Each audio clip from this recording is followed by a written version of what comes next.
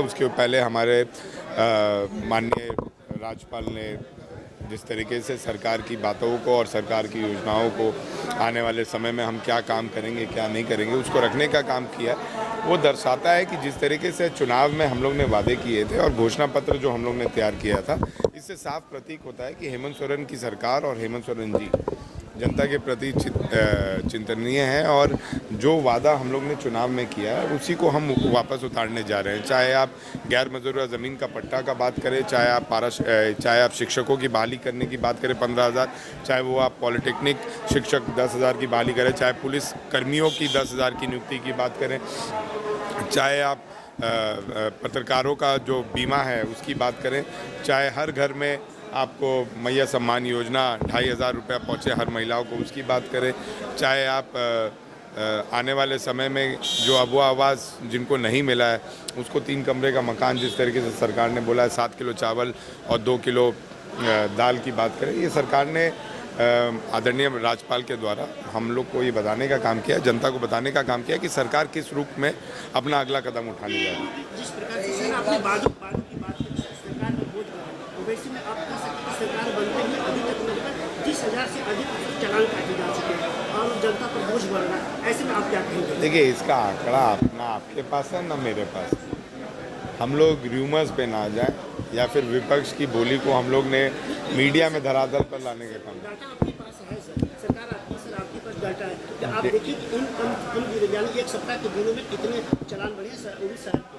देखिए, चालान बनना और चालान नहीं बनना, अगर आप गलत होंगे तो चालान तो कटेगा, अगर आप सही होंगे तो चालान नहीं कटेगा। 27 चालानें काटी जा रही है। क्यों नहीं काटी जाएगी? अगर आपको नियम संगत में लाने के लिए अगर सरकार को कोई कदम उठाना है तो निश्चित तौर पर यही चीज़ अगर हम पिक्चर्स में मूवी में देखें कि भैया कोई सीट बेल्ट तोड़ रहा है, नहीं पहन रहा है, कोई मोबाइल पे बात कर रहा है तो 10,000 की चालान, 15,000 की, वो सही लगता है वो निर्णय, और अगर सरकार वो कदम उठाती है तो वो आपको खराब लगता है।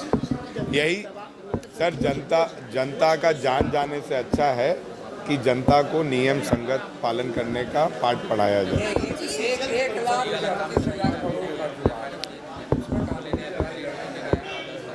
देखिए, निश्चित तौर पर राज्यपाल जो है वो होते हैं, वो सरकार के कस्टोडियन होते हैं और राज्यपाल ने अपने भाषण में अगर कुछ पढ़ा है तो निश्चित तौर पर ये तो साबित हो गया ना कि हमारी पैसे को केंद्र सरकार ने रोका हुआ है। अब केंद्र सरकार बोल रही है कि 10 साल पहले का पैसा है।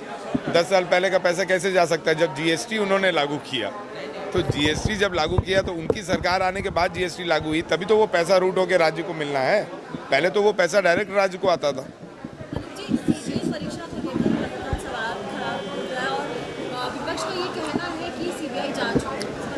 देखिए, विपक्ष क्या कहती है उससे हमें फ़र्क नहीं पड़ता है, लेकिन हाँ, जनता क्या कहती है उससे फ़र्क ज़रूर पड़ता है।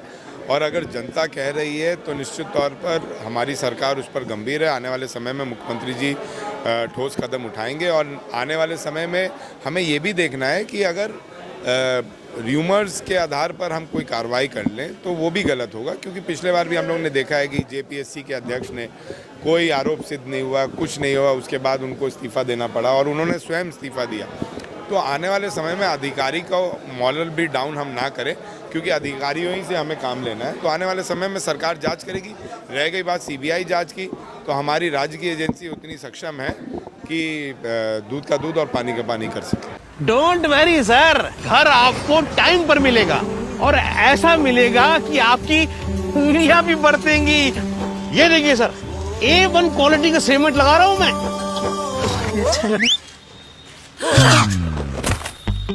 मजबूती का सारा ठेका हम ही लिए हैं का? अरे बॉडी विदाउट स्ट्रॉन्ग बोन किस काम का? देखिए,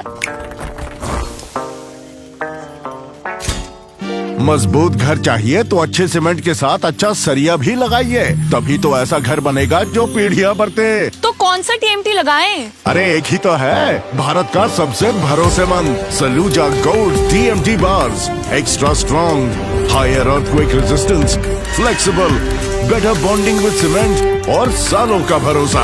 निर्माण में मजबूती चाहिए तो अच्छे सीमेंट के साथ लगाइए सिर्फ सलूजा गोल्ड टीएमटी। अब सही पकड़े हो कॉन्ट्रैक्टर बाबू। सलूजा गोल्ड टीएमटी बार, मजबूती सब कुछ है।